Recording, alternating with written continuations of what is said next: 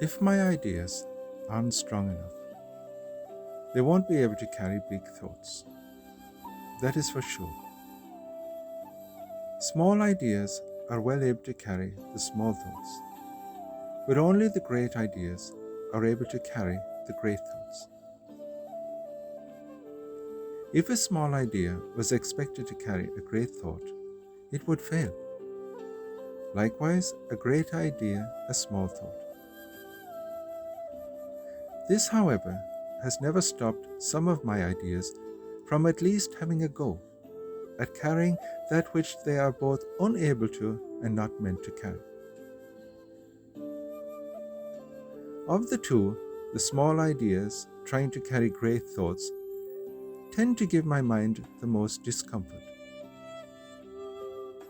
Fortunately, on the other hand, it doesn't happen so often that some of my great ideas have an interest in carrying small thoughts. In order for my mind to be able to support the myriads of ideas and thoughts, it needs to be beyond vast.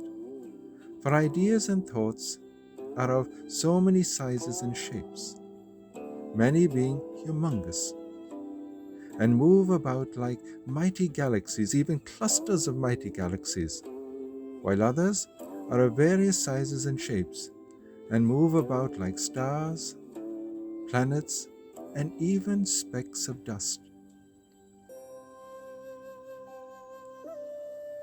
I have no idea how vast my mind is, but surely it must be vast indeed.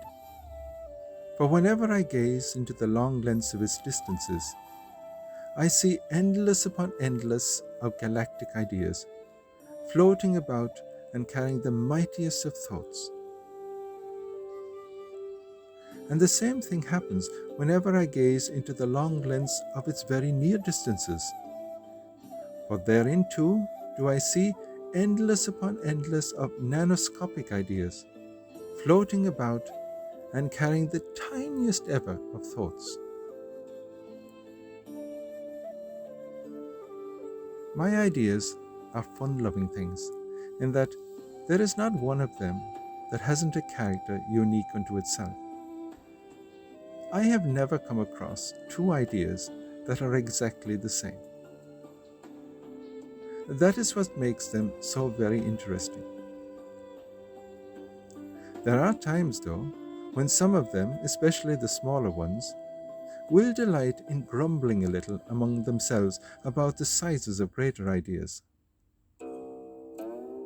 Their regular fun grumble would be that the big ideas, the great ideas, are so very big, so great in size, and that they themselves are so very small and almost insignificant in comparison.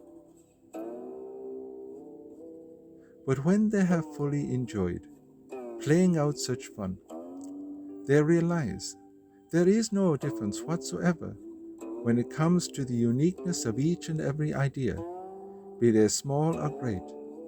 For there is greatness in smallness, smallness in greatness, and that it is only a matter of choice to remain small or great.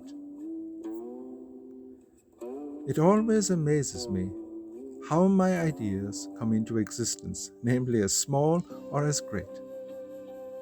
There are very few ideas that, having come into existence as small, will gradually become big ideas, or, having come into existence as big, will gradually become small ideas.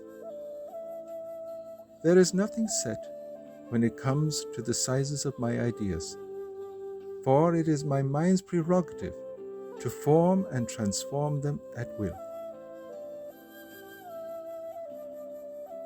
Should an idea like to move from its present place of dwelling within my mind, to travel a little ways about my mind to say its nearby planets, then it would, as it were, only need to make a little effort.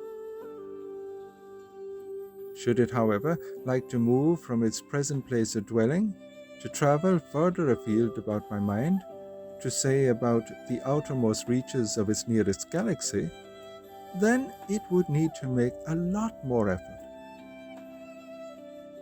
And still again, Should it like to move from its present place of dwelling to travel, say, about and beyond its nearest clusters of galaxies, then it would most certainly need to make a greater effort. According to the distances ideas wish to move to travel about my mind, accordingly the effort required of them. Yet, having said that, there are ideas too that need, as it were, to make no effort whatsoever, should they like to move or travel to the nearest or further regions of my mind. For to them there is no near or no far. A small idea will always remain small for as long as it desires to be so.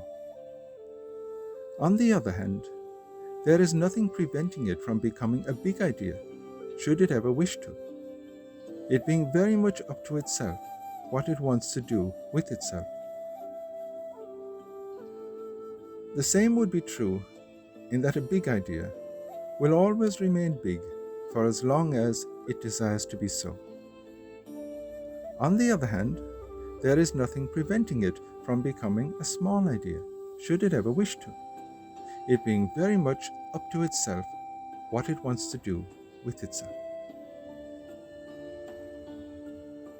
The duration of existence for a small idea is valid and suitable for itself alone. The same would be true for a big idea. My small ideas are not concerned that they can't reach the great durations of my bigger ideas, no more than are my bigger ideas concerned that they can't be of the durations of my smaller ideas. All of my ideas, whether they are big or small, are quite content with being themselves, happy with their own duration of existence. All of them are well aware of the wonders that change can bring about in them, in that what they desire to be today may not be what they will desire to be tomorrow, and tomorrow what they will desire to be in seasons hence. Contentment is the most characteristic state of all my ideas. Oh, my mind truly, I know to be a wondrous place, its ideas and their ways immensely fascinating.